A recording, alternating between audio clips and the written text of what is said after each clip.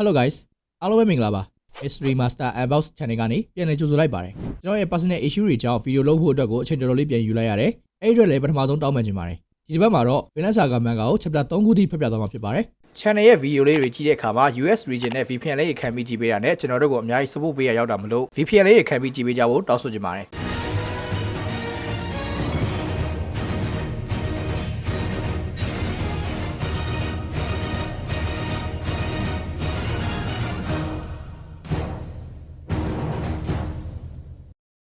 Chapter 141ရဲ့အစမှာတော့ဝိုင်ခွက်ကိုနေရာတစ်ခုစီပြစ်လွတ်လိုက်ပြီးဖလိုကီဟာတန်တမန်ပြောပြတာတွေကိုနားထောင်ရင်ဒေါသတွေထွက်နေပါတော့တယ်တန်တမန်ကသူကညှိနှိုင်းဖို့စိတ်ဝင်စားဘူးဒီကိုတိုက်ဖို့ပဲရောက်လာတယ်လို့ပြောတယ်လို့တင်ပြတော့ဖလိုကီကကောင်းပြီလေငါတို့ငြိမ်းချမ်းရေးကိုကန်လန့်ပြီးပြီအခုငါတို့မှာဘရင်ခန်းတွေကိုပေးစရာအကြောင်းပြချက်ရှိသွားပြီပေါ့ငါကတော့အစင်သင့်မယ်ထောက်ကေရုံးဘောရဲ့ထိုးဖောက်လို့မရနိုင်တဲ့တိုင်းကြီးရဲ့အပြင်မှာပဲမြဘကအဆုံးသက်စေရမယ်လို့ကျင်းဝါလိုက်ပါတယ်ချုပ်ခံထားရတဲ့ဖွဲ့မှာတော့အင်းနာကထောင်တန်တိုင်းတွေကိုရိုက်ချိုးဂက်ရစ်ကထောင်ရဲ့နေရာတွေမှာစီထားတဲ့ကြောက်တွေကိုဖယ်ဖို့ကြိုးစားနေပါတယ်ဒီချိန်အင်းနာကတေစမ်းကွာဒါတွေကမာလုံးတယ်ငါတို့ဆက်ပြီးစူးစမ်းမှရမယ်အဆောင်တွေမရှိတဲ့အချိန်ကငါတို့အတွက်ခွင့်ရေးပဲငါတို့ကိုယ်တိုင်ပဲထွက်ပြေးနိုင်မှရမယ်မဟုတ်ရင်တော့ဖေးကငါတို့ကိုလာကြတော့မှာအဲ့လိုဖြစ်ကြလို့မဖြစ်ဘူးလို့ပြောလိုက်ပါတယ်ဒါကိုဂက်ဒရစ်ကနေပြောချင်တာကိုနားလဲပါတယ်ဒါပေမဲ့ဒါကြီးတွေကဘလို့မှရွှေ့မရဘူးလို့ပြောပြီးလစ်ကသူ့ရဲ့ခပတ်ကတန်ချောင်းလေးနဲ့တော့ကိုဖွင့်ဖို့စူးစမ်းနေပါတယ်ဒီချိန်ဂက်ဒရစ်ကသူတို့ကိုစောင့်မဲ့သူတွေဘာလို့မရှိရလဲလို့မေးတော့ဘသူစီကမှအပြေမရသေးချိန်ကျွန်တော်အဆောင်တွေကိုထွက်သွားခိုင်းလိုက်တာဆိုပြီးဘယ်ဒါကဝင်လာပါတယ်အထက်က3ယောက်လည်းအံ့ဩနေကြတော့ဘယ်ဒါကခင်ဗျားတို့ကတော့ဖင်ရဲ့အမျိုးတွေလားလို့ပြောရင်တော့ကိုဖွင့်ပေးနေတာကြောင့်ဟို3ယောက်လည်းထပ်ပြီးတော့အံ့ဩရပြန်ပါတယ်ဘယ်ဒါကထပ်ပြီးကျွန်တော်လည်းတော်ဖင်ရဲ့အမျိုးပါကျွန်တော်ကသူ့ရဲ့ညီတော်ပါတယ်ဘယ်ဒါလို့ခေါ်ပါတယ်ဒီလိုဖြစ်သွားလို့တောင်းပန်ပါတယ်အားလုံးကကျွန်တော်ရဲ့အမှားတွေပါလို့ပြောပြလိုက်တော့ဒီဗီဒီယိုလည်း3ချိန်မြောက်အံ့ဩရပြန်ပါတယ်ဒါကိုဘယ်ဒါကဂျုံးဘိုက်ကင်းရဲ့ဝေစားတွေယူလာကဒီဗီဒီယိုကိုဝစ်စီပြီးသူတို့နဲ့ပုံစံတူနေတဲ့သူတွေကိုတော့အချုပ်ထဲမှာနေစင်းမဲ့အကြောင်းပြောလိုက်ပါတယ်ဒါကိုလစ်ကမင်းကငါတို့ကိုလွတ်ပေးနေရနော်ဘာလို့လဲလို့ပြန်မေးပါတယ်ဒီမေးကိုဘယ်ဒါကဘာလို့လဲဆိုတော့ဒီစစ်ပွဲကကျွန်တော်ကြောင့်ဖြစ်နေတာကြောင့်ပါကျွန်တော်ကိုကူညီပေးပါအဆောင်နေမကြခင်ပြန်ရောက်လာတော့မယ်ကျွန်တော်လည်းအိမ်တော်ထဲကိုသွားရတော့မယ်လို့ပြောလာပါတယ်တစ်ဖက်ကထော်ကင်းနဲ့ဂါရန်တို့ရဲ့တိုက်ပွဲမှာတော့နှစ်ယောက်စလုံးဟာသွေးအလိမ့်လိမ့်နဲ့မောပန်းနေကြပါတယ်ဘေးကလူတွေကလည်းမျှတတဲ့တိုက်ပွဲကိုအားပေးနေကြပါတယ်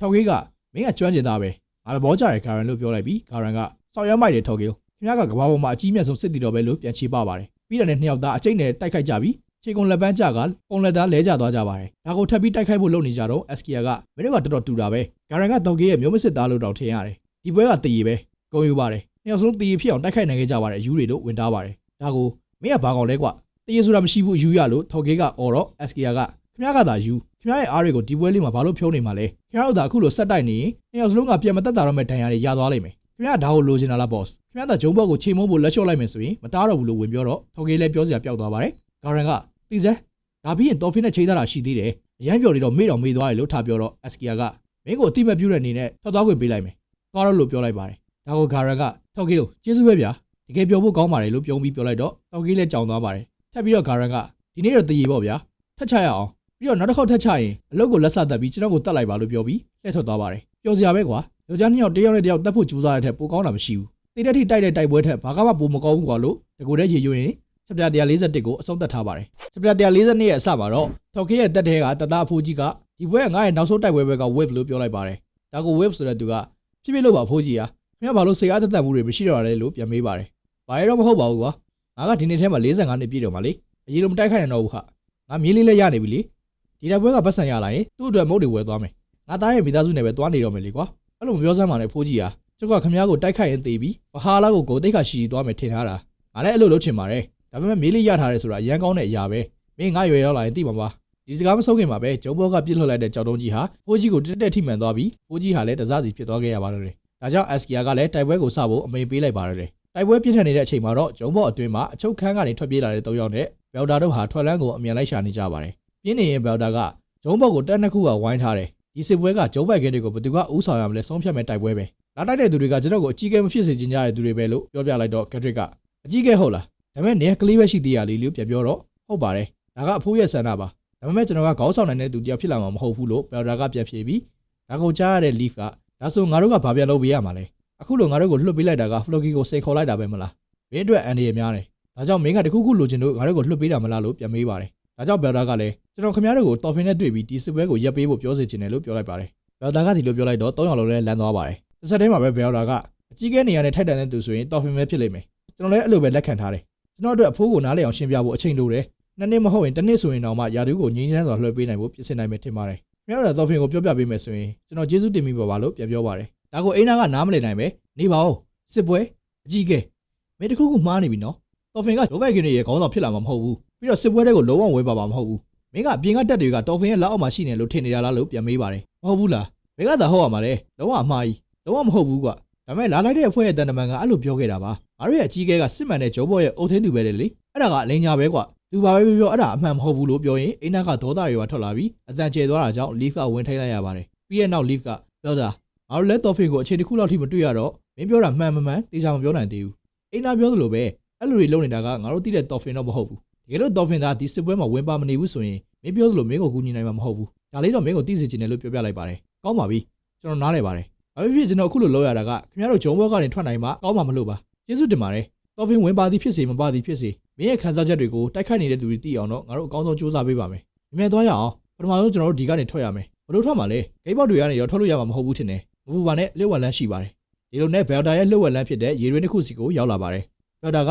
ဒါကတော်တော်ဟောင်းနေပြီဒါကိုဘယ်သူတူးလဲတော့မသိတော့ဘူးဒီခံတက်တော့ပို့ကြမယ်ထင်တယ်ကျွင်းထဲကိုဇီနာမြစ်ထဲကရေတွေကဝင်လာတာပဲဒါကြောင့်မလို့ရေဝင်တဲ့လမ်းကနေနေရအပြေဘက်ကိုကူးထွက်သွားလို့ရမှာပဲအရင်ကတွင်းရေကခန်းသွားပြီးရေကနဲသွားတယ်လေဒါကြောင့်ဒီလမ်းကိုကျွန်တော်တွေ့ခဲ့ရတာကျွန်တော်နဲ့အစီကံတချို့ပဲဒါကိုသိရလို့အကြောင်းဆုံးပြောပြပါတယ်ဒီတော့ Leaf ကလျှို့ဝှက်မြေအောင်လဲဒါကဂျုံဘော့အတွက်ကြီးမားတဲ့လျှို့ဝှက်ချက်ပဲနော်မင်းကတော့ကိုပြောပြလို့ဖြစ်ရလားလို့ Leaf ကမေးတော့ရပါတယ်လိုအပ်ရင်တွင်းကိုဖုတ်လိုက်လို့ရတာပဲလေလို့ဘယ်တာကပြန်ဖြေပါတယ်ဒီချိန် Gadrick ကရေတွေများနေလို့လမ်းကိုမတွေ့ရဘူးလို့ပြောတော့ရေအောက်ထဲကနေသွားရမှာပေါ့လို့ဘယ်တာကပြန်ပြောပါတယ်ဒါကြောင့် Gadrick လည်းထွက်ပေါက်ကိုမရောက်ခင်အထိအသက်မအောင်နိုင်မှာကိုစိတ်ပူနေပြီးအိမ်နာကလမ်းရှိမရှိအရင်သွားကြည့်မယ်လို့ပြောလိုက်ပါတယ်ဒီအချိန်အပြင်ကတိုက်ပွဲမှာခန္ဓာအပြင်ကတက်တွေကမီးများတွေနဲ့ပြစ်နေတာကြောင့်မီးတွေကိုညှိဖို့အတွင်းကတပ်သားတွေကလည်းရေခတ်ဖို့ပြင်နေကြပါတယ်လမ်းသွားကြည့်တဲ့အိမ်နာကပြန်တက်လာပြီးသွားလို့ရကြောင်းပြောတာကြောင့် Leaf လည်းလိုက်ဆင်းသွားပြီးလိုက်ဆင်းမသွားခင်မှာပဲ Gadrick ကပြောတာဘာလို့နေလဲငါတို့နဲ့မလိုက်ခဲ့ရတယ်လို့မေးလိုက်တော့ပြောတာလည်းကြောင်သွားပါတော့တယ်နေရှောင်းမဲ့အရာတွေနဲ့ရင်ဆိုင်တွေ့လာပြီးဆိုရင်တခါလေထွက်ပြေးလိုက်တာကလည်းအဆင်ပြေပါတယ်တချို့ကတော့နေကိုငကြောက်တောင်ဝင်မဲ့တဲ့ကောင်လို့ပြောပြီးနေနားမှာရှိနေတဲ့သူတွေရဲ့စိတ်ပြက်ခြင်းကိုခံရလိမ့်မယ်ဒါပေမဲ့အဲ့လိုဆိုရင်တော့နေငါတို့နဲ့လိုက်ခဲ့တဲ့နေ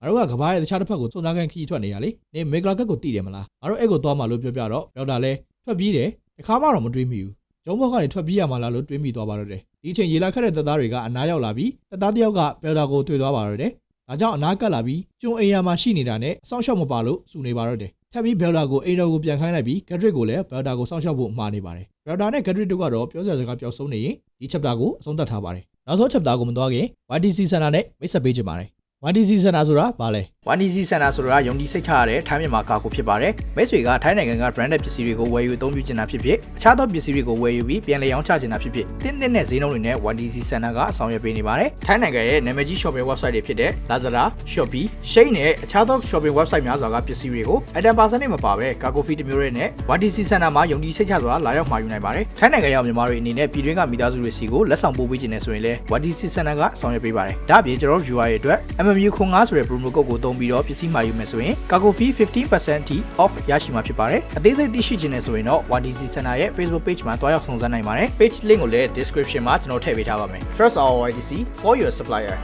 chapter 143ရဲ့အစမှာတော့ပြီးခဲ့တဲ့ chapter ရဲ့အဆုံးမှာ Gadrick တို့ကိုတွေ့သွားတဲ့တပ်သားကအပြင်မှာနေရင်အန္တရာယ်များတာမလို့အိမ်တော်ထဲကိုပြန်သွားဖို့ပြောတာကိုပြောနေပါတယ်ပြောတာကတော့တပ်သားကိုအာရုံလွှဲရင်ပါထုတ်ဖို့ကြိုးစားနေတော့မှာပဲရေတွင်းထဲက Leaf က Gadrick ဆင်းမလာသေးပဲကြာနေတာကြောင့်အချိန်မဖြုံးပဲထွက်လာလို့ရတော့ဆင်းလာဖို့အော်ပြောပါတော့တယ်ဒီအတန်ကိုကြားတော့တပ်သားကဘယ်ကလာတဲ့အတန်လဲမေးနေတာကြောင့်ပြောတာလဲစကားလမ်းကြောင်းလွှဲဖို့ကြိုးစားနေပါတော့တယ်ဒီအချိန်မှာ Gadrick ကသူမအီးပေါက်လိုက်တဲ့အတန်ဖြစ်ကြောင်းယုတ်တိရှိရှိထလိမ့်ပါတယ်ဒါကြောင့်တပ်သားလဲငါစကားတန်ကိုရှင်းရှင်းလင်းလင်းကြားရတယ်ထွက်လန်းလို့ပြောနေရလို့ပြောတော့ Gadrick ကရေးရရဲ့တိလားလူတိုင်းကကျမရဲ့ e-book တန်ကိုလူစကားပြောတဲ့အတန်နဲ့တူရလို့ပြောကြတယ်လို့တုံ့ပြန်ပါတယ်တက်သားလည်းမတင်ကတော့ပဲမင်းကတရှူလားလို့မေးတော့ဘယ်ကသာဟုတ်ရမှာလဲကျမကအရှင်လေးဘယ်လာတဲ့နေကြတဲ့အစီကံမှာလို့ပြန်ဖြေရပါတယ်ပြီးတော့ရှင်တို့ရေလိုနေတာမလားခွင့်ပြုပါနော်ဒါကအစီကံတွေရဲ့အလုပ်ပါလို့ဆိုကရေတွေနဲ့ကိုရေပုံးကိုချကရေခက်တယ်လို့နဲ့အပေါ်မှာတက်သားရှိနေကြောင်းသိတာအောင်ပြနေပါတော့တယ်ဒါကိုထပ်မတင်ကားတဲ့တက်သားက Gadrick ကိုတွန်းထုတ်လိုက်ပြီးရေတွေနဲ့ကိုလန်နဲ့ပစ်ချလိုက်ပါတော့တယ်ဒါပေမဲ့ရေတွေနဲ့မှာတော့ဘယ်သူမှရှိမနေတော့ပါဘူးစိတ်အေးသွားရပေမဲ့ဘာဆက်ဖြစ်မလဲဆိုတာ Gadrick ဟာလည်းမသိတော့ပါဘူးတိုက်ပွဲထဲမှာလည်းအပြင်ကတက်သားတွေကနိုင်ရန်ကိုကြော်ဖို့နီလန်းမျိုးစုံနဲ့ခြိတက်နေကြပါတယ်အပေါ်ကတက်တွေကလည်း